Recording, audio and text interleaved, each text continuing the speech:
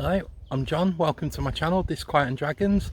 As you can see, we're back out and about again, and in this video I'll be telling you more Staffordshire folk tales.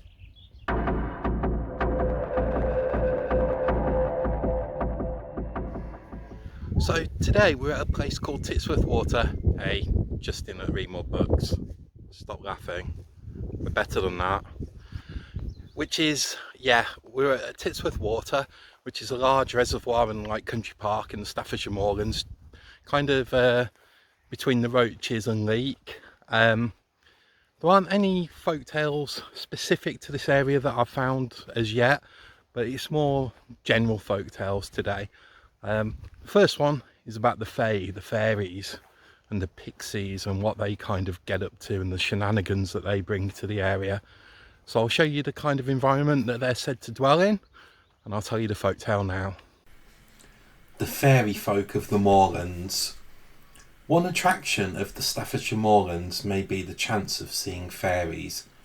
Tales of fairy folk seem to be hidden behind every boulder and hedgerow, especially about the Cloud, a distinctive hill with a name that suggests something of the ethereal.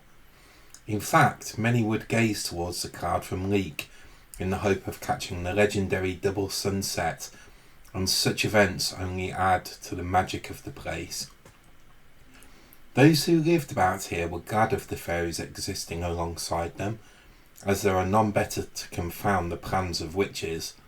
The mischievous ways and the strong magic of fairies were known to undo the witches' weaving of spells, especially those set to harm their fellow humans. In fact, many people would talk about how useful the fairies could be in all areas of life if you paid them the proper respect. They would retrieve lost items, putting them in a place where you could easily find them, often somewhere you had already looked earlier without success. They would also stop those pesky hedgehogs from sucking on cows' udders at night. But many humans also suffered from the trickery and revenge of the little people. This could be dispensed through minor annoyances, such as a knitting needle falling out of the wool or hair clips falling out.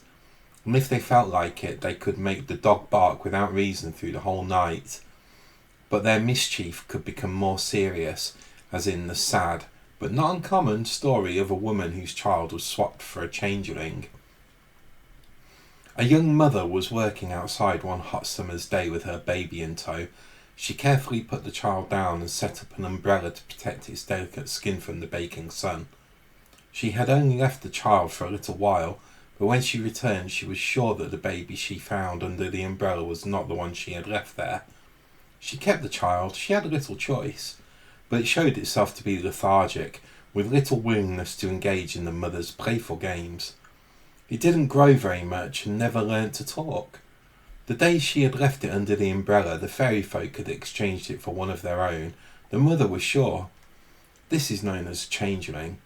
However, despite this, the mother always showed love to the child, bringing it up as her own, because what could she do now but care for it? It was while she was cleaning out a cupboard that this mother discovered something which proved to her that the fairies were happy with the kindness she had shown to the changeling. At the back of the cupboard, she found something she had never noticed before, a bundle of cloth. She pulled it out and hurriedly unravelled it to find that it contained a handful of coins, enough to pay for everything the child would need for 1 year.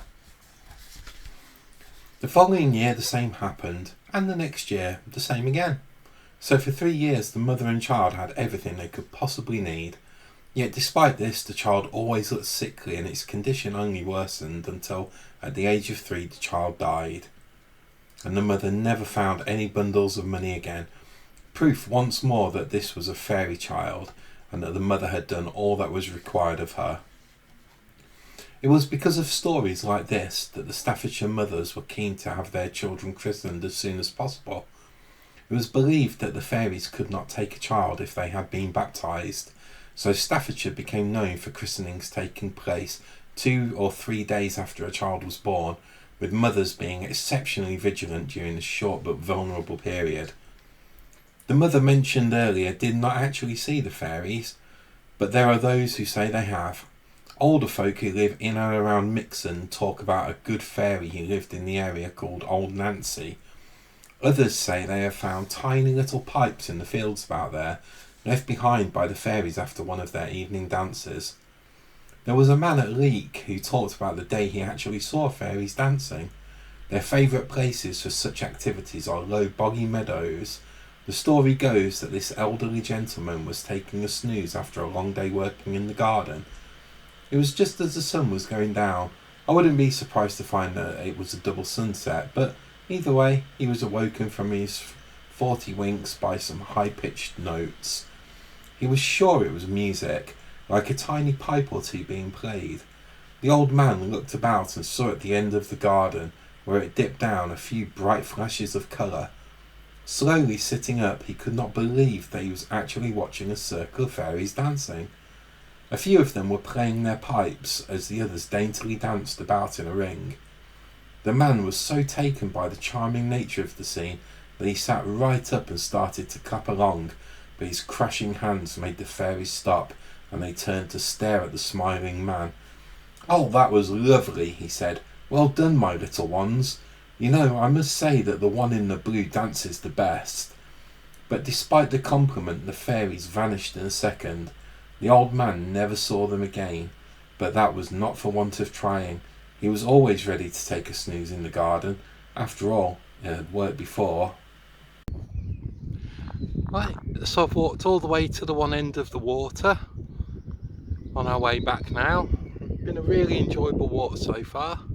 It's nice to actually see the water. Most of it's been through the woods, but yeah, it's a really nice day.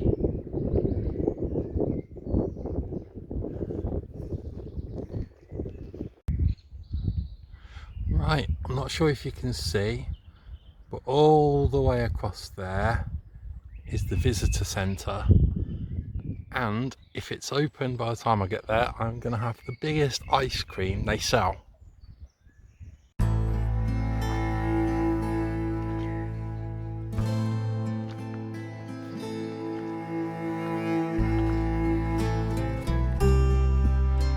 .8 kilometres until we get our ice cream.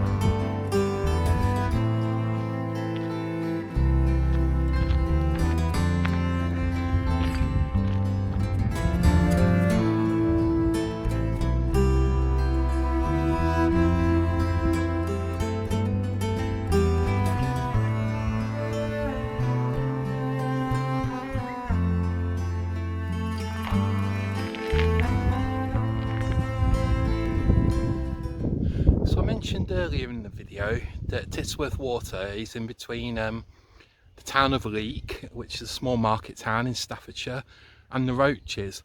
Well, if you can see in the background, if the camera's picking them up, those are the Roaches. It's like a ridgeline of hills, and I think if I'm not mistaken, they stretch to the left of the picture. And that brings you kind of where Lud's Church is, where I was in the last folklore video. If you'd like to see me do a video where I explore the Roaches, let me know in the comments.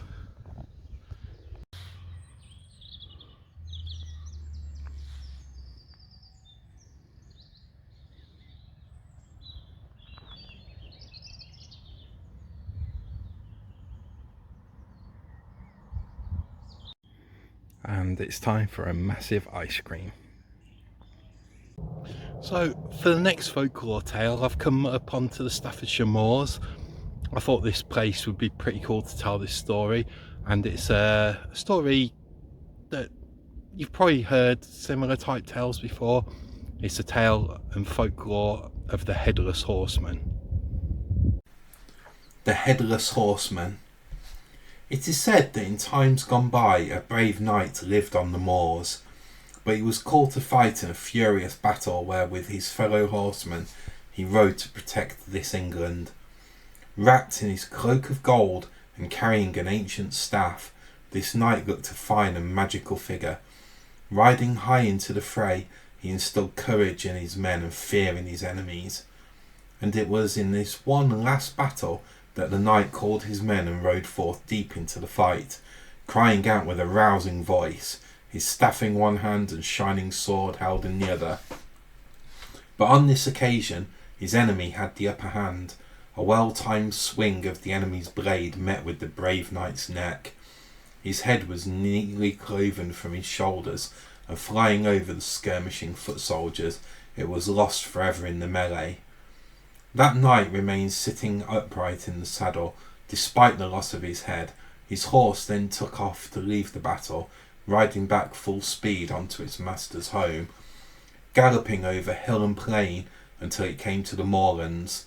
That horse careered into the yard where it had always been stabled, its master's body still sat upright on its back.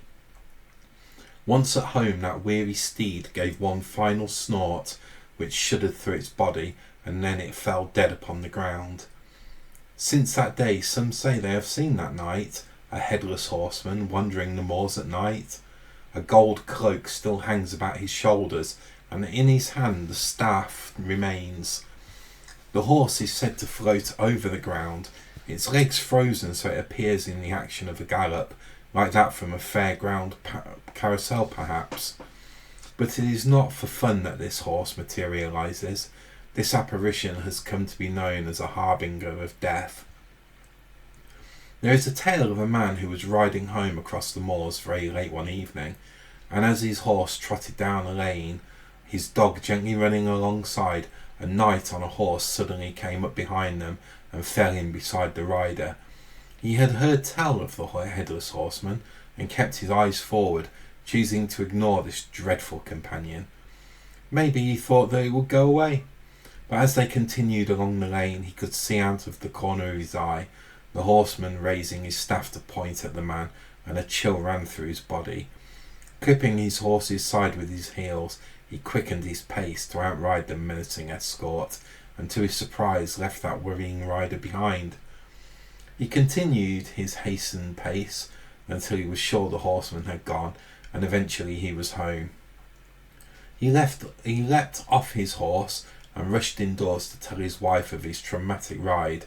Now, even though some had said that a meeting with this headless horseman would mean death, that rider had no trouble with his own health as a result of this encounter.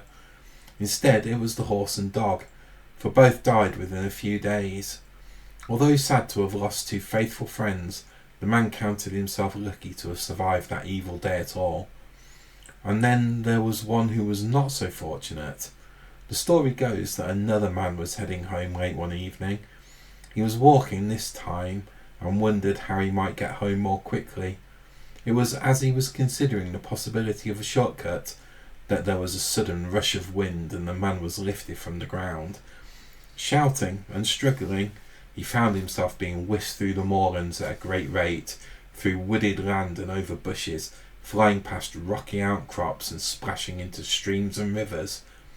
He could feel an arm holding him fast, and how he was sat on something, his legs dangling either side, and slowly, through the frenetic flight, he realised that he was on the back of a horse and in the clutches of a knight with no head.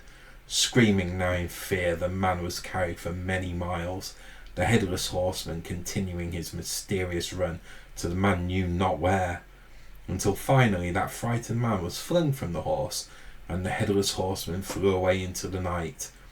Breathless and confused, that poor man rose to his feet and heard a voice calling him.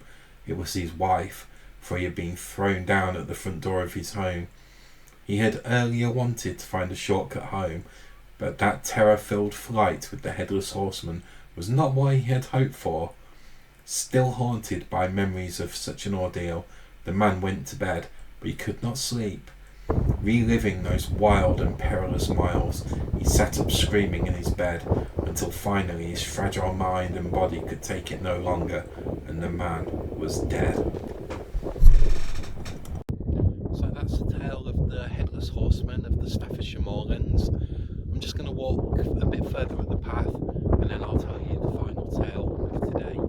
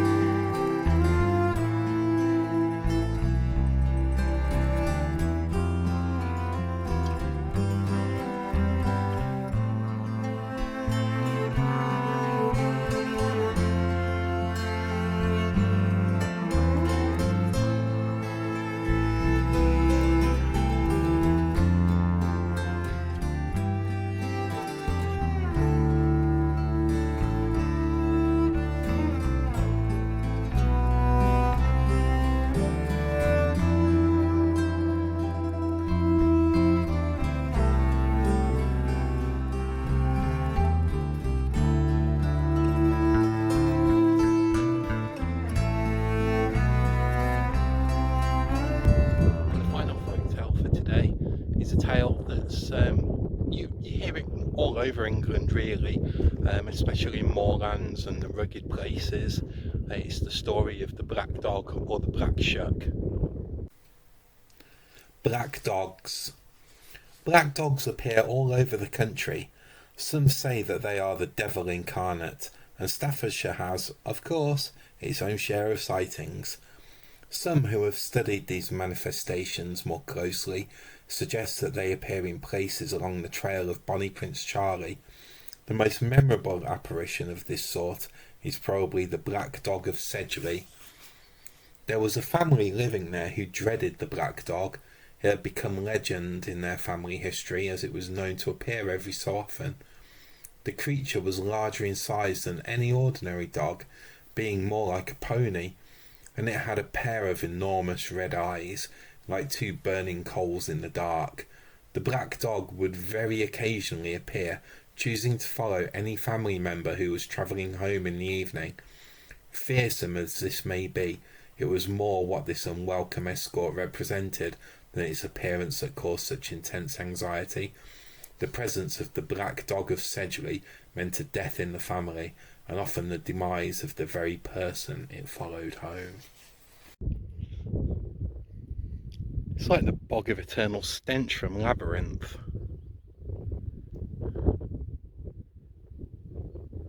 But if you bought it from Temu,